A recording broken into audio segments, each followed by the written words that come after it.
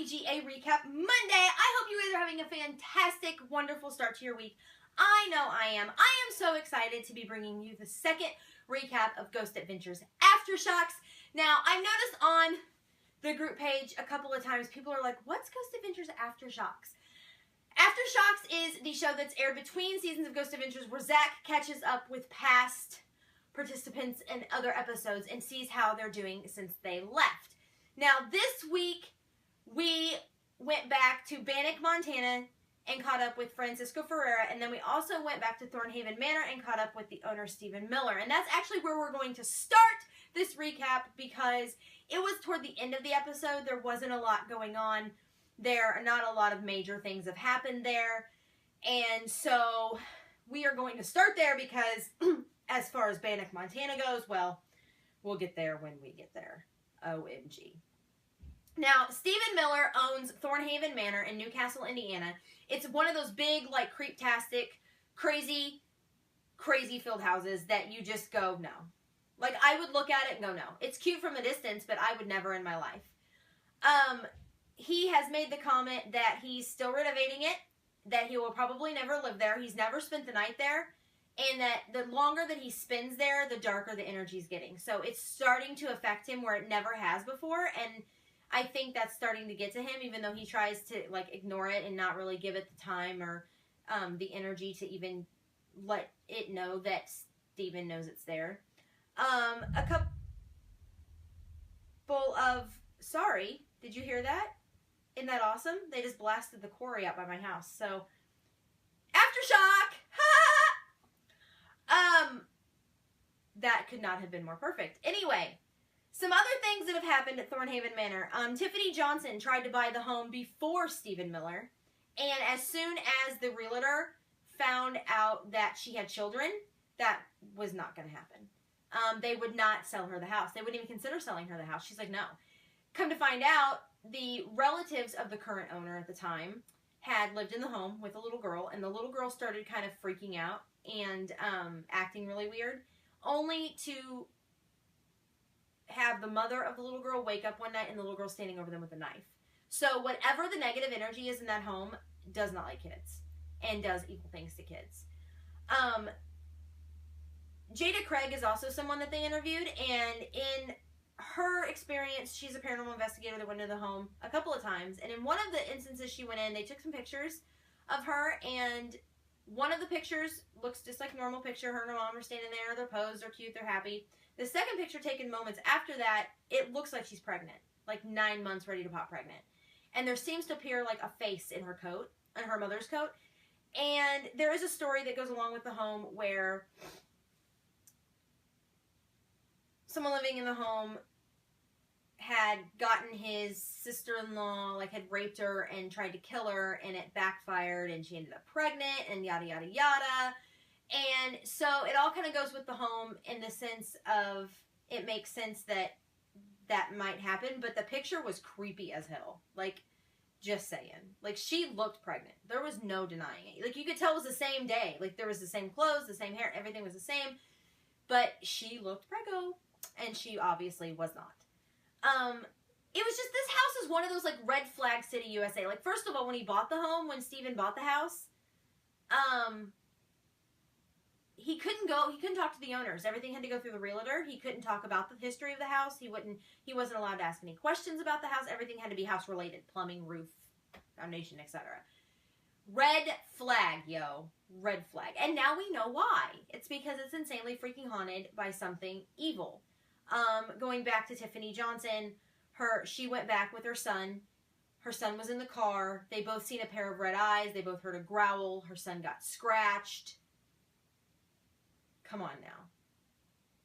No. So, it was just one of those, like, short, sweet, brief, this is kind of what's happening, things are still kind of the same, things are kind of changing recaps. As for good old Bannock, Montana, and the Bannock ghost town, this episode, in and of itself, I remember watching it and it scared the crap out of me. There's something sinister there. It's evil. Whatever it is, I don't know. I don't for 1 second believe it's a little girl. I believe that whatever is there is posing as a little girl. whatever is there has taken the history of Bannock, the history of a little girl named Dorothy in Bannock, and has used this spirit of this little girl for evil. Which we've learned as time goes on that I think demons kind of enjoy doing that for whatever reason. Children are so innocent and they are so sweet by nature, and they don't see the world as adults do or have the experience, and they're very easily manipulated and very easily conned into something that looks appealing, and it's so disgustingly sick to me that that demons can use that for their outlet to portray evil. And I think that that's exactly what this case is. And as I learned what had happened with Francisco since he has been on the show, that it only kind of solidified my thought even more. Now, going back, if you remember, Francisco Ferrer is a paranormal investigator who went to the Hotel May in Bannock and heard a "Hello, Daddy," and then was pushed, and was almost actually pushed down a flight of stairs that could have killed him, or at the very least seriously injured him.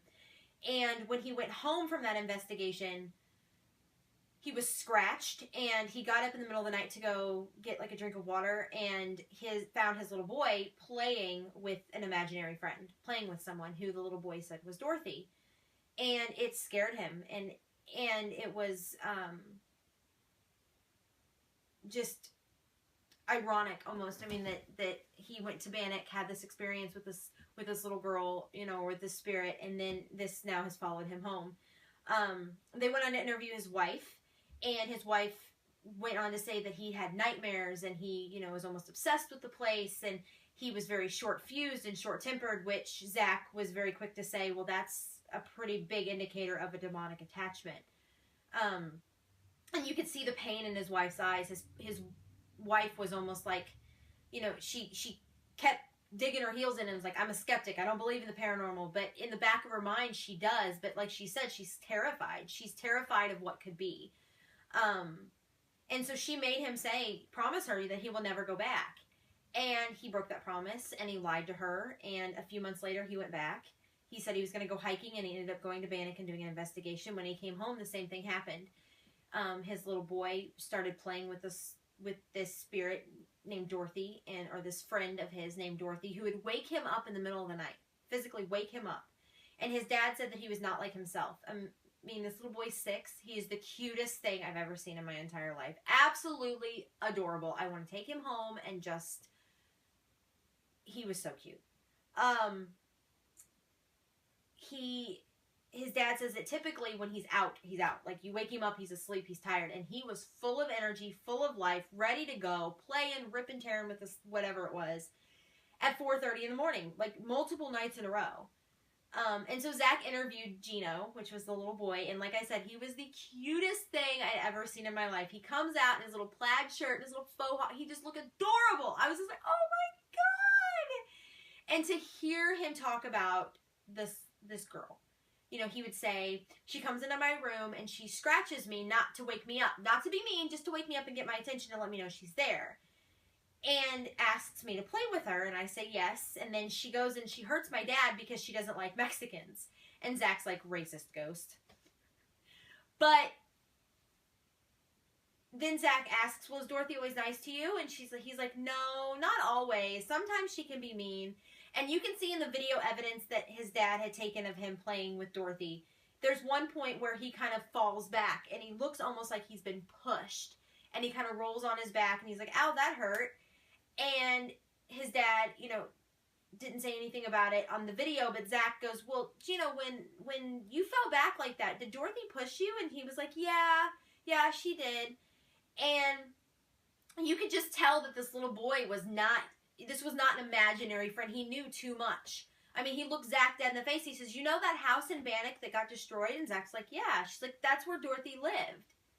And Zach's like, are you kidding? This little boy is giving out information that he can't know because his parents won't let him watch Ghost Adventures. It is just stuff that he could not know unless what he's saying is absolutely 110% true. And then it goes on to say how Gino not only has talked to Dorothy, but also to Francisco's grandfather, who's also passed away. Now, I don't know about you, but I got a chill up my spine.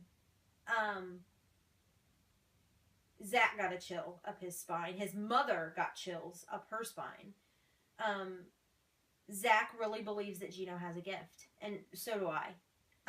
This little boy can go into detail about certain things or certain places or certain people that a 6-year-old just can't do. I mean, I have a 5-year-old, and she has imaginary friends that are dogs and cats and one-eyed horn monsters and whatever. And there's nothing going on. You know, I don't worry about, you know, who she's talking to or who she's seeing, because I know that they're imaginary playmates. There's no consistency there. It's one thing and then one thing and then one thing. But this little boy was, you know, very blatantly said, you know, he protects my mom and dad, and he tells me not to play with Dorothy.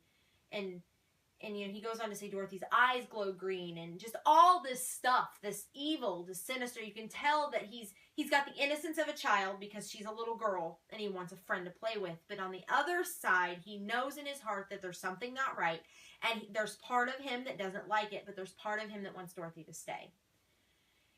And so it's just another case of evil coming into your life and taking a hold of you and destroying the things that you love the most. I mean, his wife has packed up and left them before. You know, she's like, I can't do this. If you're going to continue to go there and you're going to continue to subject me and our children to this, I cannot stay.